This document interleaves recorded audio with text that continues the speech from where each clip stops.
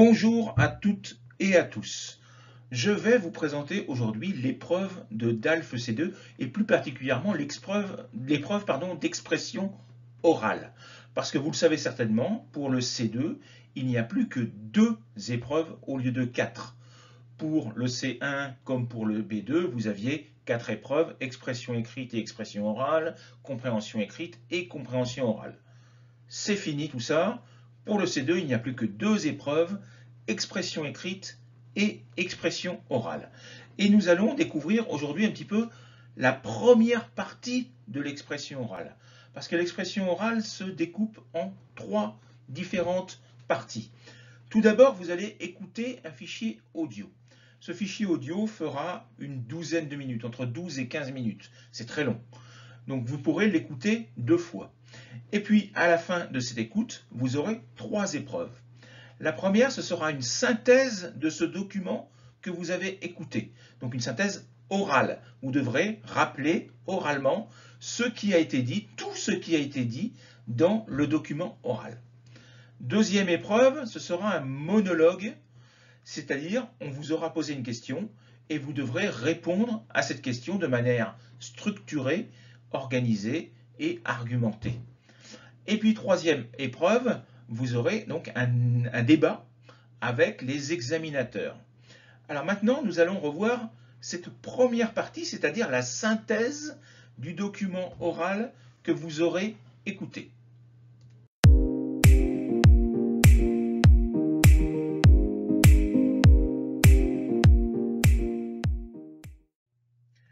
La principale difficulté de cette épreuve, c'est être capable de prendre des notes et d'écouter en même temps.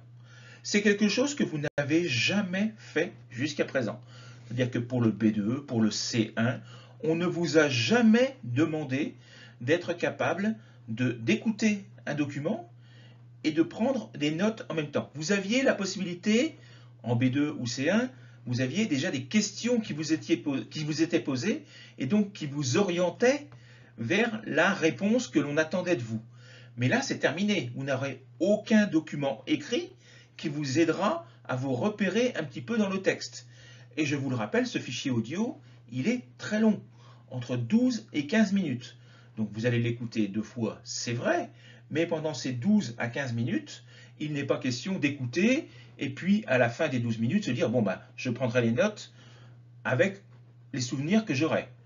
Vous n'aurez pas de souvenir de 12 ou 15 minutes de fichier audio. Donc il faut que vous soyez capable d'écrire et d'écouter en même temps. Et ça, c'est très compliqué au départ parce que le cerveau n'est pas habitué à le faire.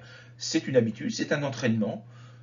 Tout le monde peut y arriver, mais il faut s'entraîner régulièrement à le faire. Donc, je vous conseille de travailler très régulièrement sur l'écoute de textes, de fichiers audio. Alors vous en trouvez plein sur Internet. Vous allez sur YouTube, vous faites une recherche RTL, Europe 1, France Info, France Culture, etc. Vous allez trouver des fichiers audio et vous vous entraînez à les écouter et à être capable de prendre des notes en même temps. Nous allons voir maintenant quels sont les éléments que vous devez retenir en priorité, ceux que vous devez être capable de noter sur votre feuille de brouillon.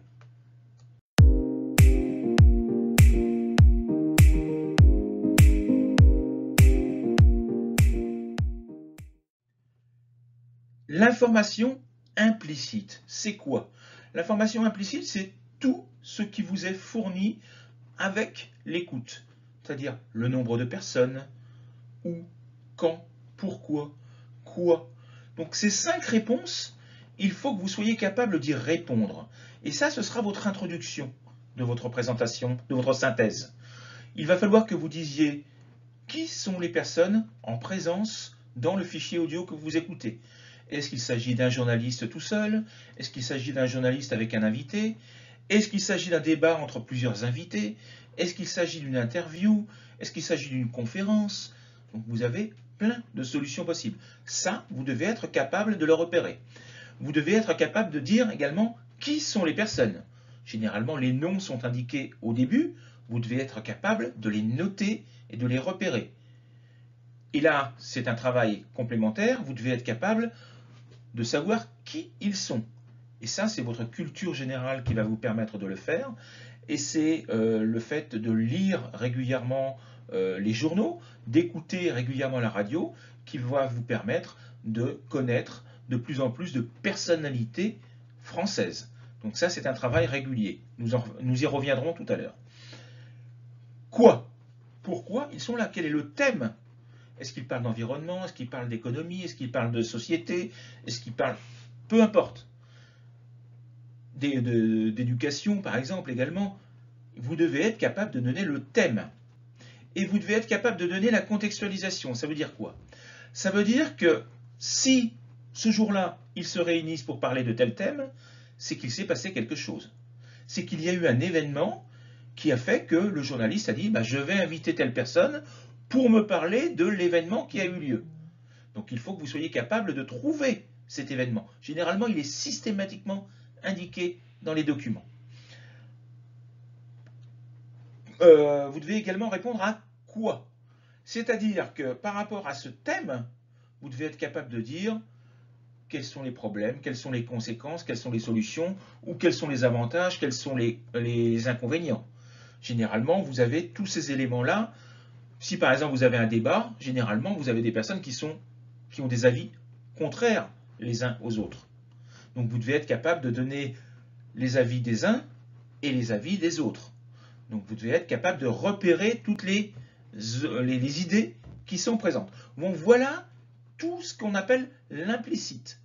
Et puis il y a également quelque chose qui est important, qui est peut-être un peu plus difficile à trouver, c'est le ton, l'intonation des personnes qui parlent. Est-ce que la personne qui parle est en colère? Est-ce qu'elle est contente? Est-ce elle s'interroge? Donc les questions, généralement, il y a une montée en fin de question, donc vous devez le repérer. Est-ce que ces personnes sont d'accord les unes avec les autres? Ça, vous devez être capable de le repérer avec le ton qu'ils utilisent. Qu'elles utilisent, pardon, les personnes. Que ces personnes utilisent pour discuter, pour débattre. Donc voilà tous les éléments que vous devez être capable de repérer.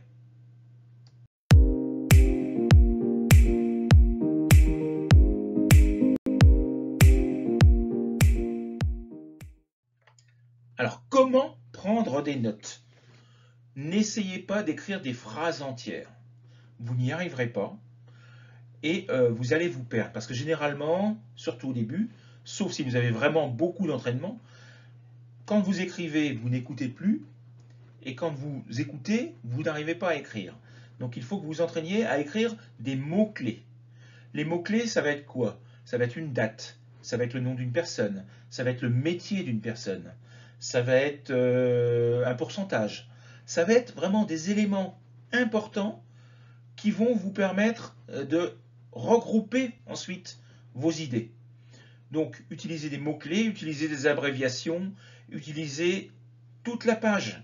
Ne cherchez pas à écrire tout petit parce qu'après, lorsque vous allez vouloir retrouver les idées, vous n'allez pas arriver à vous relire. Donc ce serait quand même un petit peu embêtant de ne pas être capable de vous relire. Donc apprenez à écrire gros et à utiliser toute la page. Mais que des mots-clés, jamais de phrases entières. D'accord? Le ministre de la Santé indique que le taux de vaccination est en augmentation. Non. Ministre, santé, vaccination, augmentation. Ou une flèche vers le haut.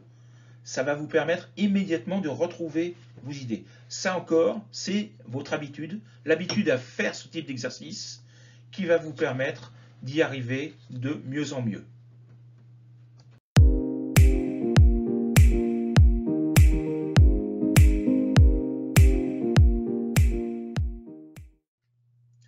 Le travail en amont, c'est quoi? Alors d'abord, amont, ça veut dire quoi? Dans amont, il y a montagne, dans aval, il y a vallée. Donc en fait, on imagine le cours d'une rivière et on dit l'amont, c'est la naissance de la rivière dans la montagne et l'aval, c'est la fin de la rivière quand elle se jette dans la mer. Eh bien en fait, quand on parle de réflexion en amont et en aval. C'est-à-dire que la réflexion en amont, c'est celle que l'on a avant l'examen. D'accord? Donc, il y a toujours un travail préliminaire qui vient avant, préliminaire avant, oui, je me répète, un travail qui vient avant le jour de l'examen. Il faut que vous vous entraîniez régulièrement. C'est ce que nous allons voir maintenant. Tout d'abord, le travail de la mémoire. La mémoire, elle se travaille, c'est comme tout le reste. Donc il faut que vous vous entraîniez à mémoriser des dates, des chiffres, des noms, etc. Donc il faut que vous soyez capable de mémoriser ces noms très très vite et de pouvoir les rappeler sur la feuille. Donc ça, c'est de l'entraînement. Écoutez régulièrement des fichiers audio, essayez, écoutez un fichier audio de 2-3 minutes et essayez de voir si vous êtes capable de redonner tous les éléments essentiels. Qui, quoi, pourquoi, quand, où, etc. Est-ce que vous êtes capable, en écoutant un texte pendant 2 minutes, une fois qu'il est terminé, de redire tous ces éléments? Si vous n'en êtes pas capable, entraînez-vous. Il faut que vous soyez capable de le faire. Le travail de la prise de notes, nous venons de le voir tout à l'heure. Il faut que vous vous entraîniez, là encore, à prendre des notes et à écouter en même temps. C'est un travail régulier qui vous permettra d'y arriver facilement. La culture générale. La culture générale, c'est beaucoup plus long. Il faut que vous lisiez régulièrement. Il faut que vous écoutiez régulièrement la radio. Prenez des notes, faites des fiches. Si vous entendez parler d'un ministre, faites une fiche sur ce personnage. Par exemple, vous entendez parler de monsieur Blanquer, vous devez immédiatement être capable de dire qu'il s'agit du ministre de l'Éducation. Et vous devez être capable de savoir plus ou moins qui il est, ce qu'il a fait, ce qu'il a mis en place, etc. Les problèmes qu'il y a eu pendant son mandat, des petites choses comme ça. Ça, c'est la lecture régulière qui vous permettra.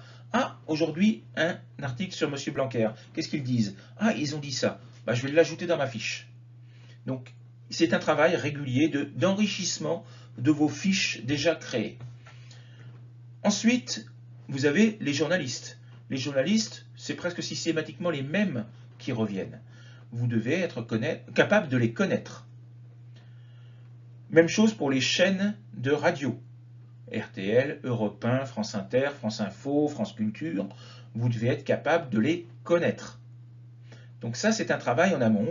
Faites-vous des fiches. À chaque fois que vous découvrez un nouveau personnage, faites-vous une fiche sur ce personnage. Et vous améliorerez votre culture générale.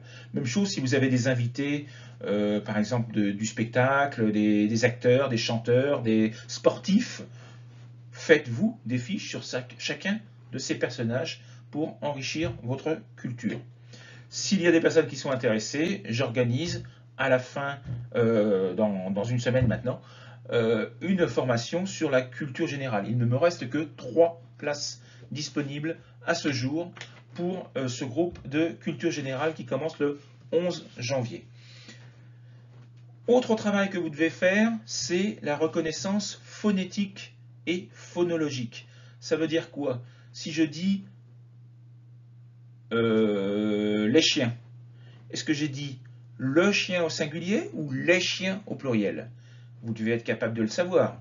Puisque si vous vous trompez, que vous entendez du singulier au lieu d'entendre du pluriel, vous inversez totalement le sens de la phrase que vous avez écoutée.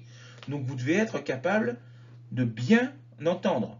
Est-ce que j'ai dit champ ou est-ce que j'ai dit chien? Est-ce que j'ai dit bon, bain ou banc? Si vous n'arrivez pas à voir la différence entre les 3 mots bon, bain, banc, c'est que vous n'êtes pas prêt à faire un C2. Vous devez être capable de repérer tous les sons et toutes les différences de sons françaises. Donc ça aussi, par exemple le S et le Z. D'accord? Est-ce que j'ai dit coussin ou cousin? C'est différent, le sens est différent. Poisson ou poison? Là encore, vous devez être capable de l'entendre. Est-ce que j'ai dit, quand je dis ils sont, est-ce que j'utilise le verbe être ou le verbe avoir? Ils sont. Et maintenant, ils ont. Est-ce que vous entendez la différence entre les deux? Si vous n'êtes pas capable d'entendre la différence, il faut vous entraîner parce que ce sera quelque chose de nécessaire le jour de l'examen. Donc voilà tout ce que vous devez savoir. Pareil pour les chiffres. Les chiffres, vous devez être capable d'entendre très rapidement, en une seule écoute, de repérer un chiffre. Si je vous dis 75, vous devez savoir qu'il s'agit d'un 7 et d'un 5. Si je vous dis 96, vous devez immédiatement savoir qu'il s'agit d'un 9 et d'un 6. Donc ça, c'est quelque chose que vous devez savoir très très vite également.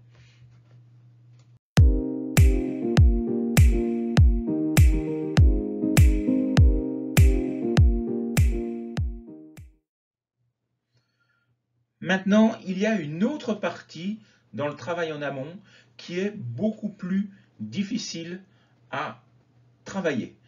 C'est ce qu'on appelle l'implicite, l'inférence. Ça veut dire quoi? Ça veut dire qu'il faut que vous ayez une culture générale suffisante pour savoir si ce que dit une personne est vrai ou pas. Vous savez, quels que soient les domaines, quels que soient les pays, un homme politique, généralement, il dit ce que les gens veulent entendre. Il faut que vous soyez capable de remettre en question ce qui a été dit. D'être capable de dire, cette personne ne dit pas la vérité. Ça, c'est beaucoup plus compliqué. Ça se travaille, là encore, avec la culture générale. Donc voilà un petit peu tout ce que je pouvais dire sur cette partie de prise de notes. D'accord? L'écoute d'un document et la prise de notes. Après, il y a la partie, on va dire, expression orale, synthèse du document. Vous avez cette explication dans une autre vidéo qui est sur ma chaîne, que vous pouvez revoir pour vous faire une idée de ce qu'est exactement la synthèse du document à l'oral. Je vous souhaite une bonne soirée et puis je vais maintenant vous expliquer un petit peu les caractéristiques de la formation de DALF C2 que je mets en place et qui commence elle aussi la semaine prochaine, donc le 10 janvier. Il me reste là aussi 3 places disponibles dans ce groupe. Je vous en parle tout de suite.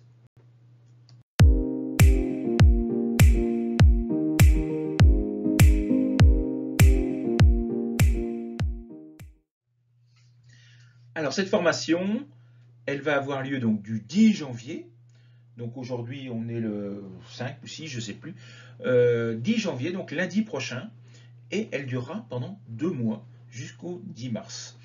Nous nous voyons 2 fois par semaine, le lundi et le jeudi, de 20 h à 21 h 30, heure française.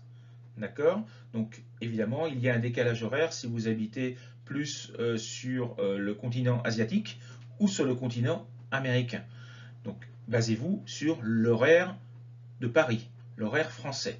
Donc actuellement pour moi il est 5 h moins 20 en France. J'imagine que si je vais au Japon il doit être dans les minuit. Par contre si je vais aux États-Unis sur la côte ouest des États-Unis, il doit être 7 h du matin.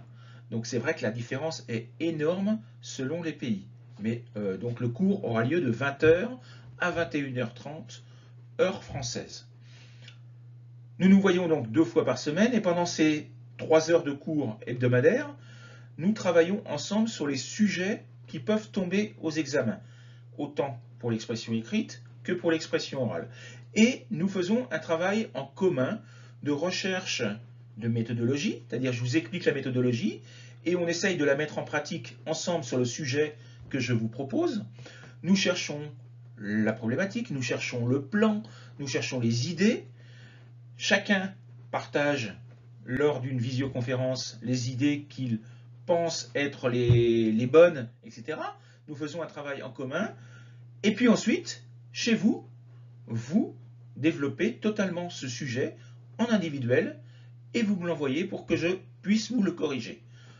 On fait ça pour l'expression écrite et pour l'expression orale. Donc, je vous donne des documents. Vous n'avez aucun livre à acheter, vous n'avez aucun document à fournir. C'est moi qui vous fournis les documents, toutes les ressources nécessaires. Donc vous n'avez absolument aucun document externe, aucun manuel à acheter. Si vous êtes intéressé, je vais maintenant vous proposer donc l'inscription, le lieu où vous pouvez vous inscrire. Vous pouvez vous inscrire de 3 manières différentes. Tout d'abord sur mon site internet, apprendre le français avec Bruno.fr, sur l'onglet service ou sur l'onglet achat en ligne, vous avez la possibilité de réserver directement une place et de payer par PayPal pour la formation de DALF EC2, mais également pour toutes les autres formations que je propose. Donc, la réservation et l'achat de ces formations est possible directement sur mon site internet. Vous pouvez également le faire en individuel par mail. Vous me contactez et moi je vous envoie les documents, par exemple mon RIB, mes coordonnées bancaires, pour que vous puissiez faire le paiement en fonction du pays dans lequel vous habitez. Sachant que si vous habitez en Europe, généralement c'est par virement bancaire. Si vous habitez dans le reste du monde, c'est par PayPal. Et si vous habitez en Espagne, j'accepte également les paiements par Bizum. Et puis vous avez le WhatsApp avec mon numéro de téléphone français.